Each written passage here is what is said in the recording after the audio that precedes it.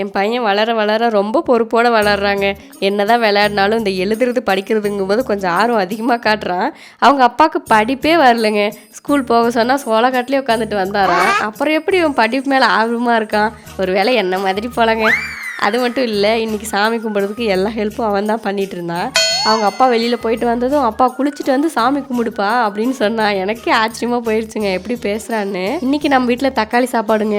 அதை செய்ய தோன்றதே இந்த புதினா தான். என்ன ஒன்று, அதை பறிக்கிறதுக்கு தான் மனசே வராது. நாமளே வச்சதுனாலே என்னமோ எது நடந்தாலும் நமக்கு ஒரு டீ போட்டால் தாங்க அடுத்த வேலையே ஆகும். ஃபஸ்ட்டெல்லாம் அவரும் திட்டிகிட்டு இருந்தார். இப்போ அவரையும் என் கூடயே சேர்த்து பழக்கி விட்டுட்டேன். நான் போட்டிருக்க இந்த மேக்ஸ் என் காலேஜ் ஃப்ரெண்ட் பொட்டிக்கு வச்சுருக்காங்க, அவங்கக்கிட்ட வாங்கினது. இது மட்டும் இல்லை, அவங்கக்கிட்ட சாரீஸ் சுடிஸ்ன்னு லேடிஸ்க்கு தேவையான எல்லா கலெக்ஷனுமே அஃபோர்டபுள் ப்ரைஸில் கிடைக்கும். இது ப்ரொமோஷனுக்காக இல்லைங்க, நான் வாங்கினது உங்களுக்கும் ஷேர் பண்ணுறேன். அவங்க பேஜ் வேல்நிலவி கலெக்ஷன்ஸ். அவங்க வாட்ஸ்அப் நம்பர் ஸ்க்ரீனில் தரோம், டீட்டெயில்ஸ் வேணும்னா கேட்டுக்கோங்க. நான் வாங்கியிருந்தது ஃபஸ்ட்டு குவாலிட்டிங்க, ரொம்பவே சூப்பராக இருந்துச்சு. இதில் செகண்ட் தேர்ட் குவாலிட்டியும் இருக்குது. உங்களுக்கு எது வேணும்னாலும் வாங்கிக்கலாம். தக்காளின்னு சொல்லிட்டாவே எங்கள் வீட்டில் அழுகுறாருங்க.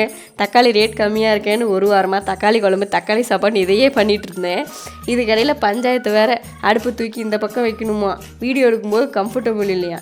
அது எப்படிங்க இந்த பக்கம் வைக்க முடியும்? சூரியனை பார்த்த மாதிரி தானே வைக்க முடியும், நீங்களே சொல்லுங்கள். சாப்பாடு ஆகிறதுக்குள்ளே ரெனிஸ் தூங்கிட்டான். சம்மர் ஆரம்பித்த மாதிரி உள்ளே ஒரே வேக்காடுங்க.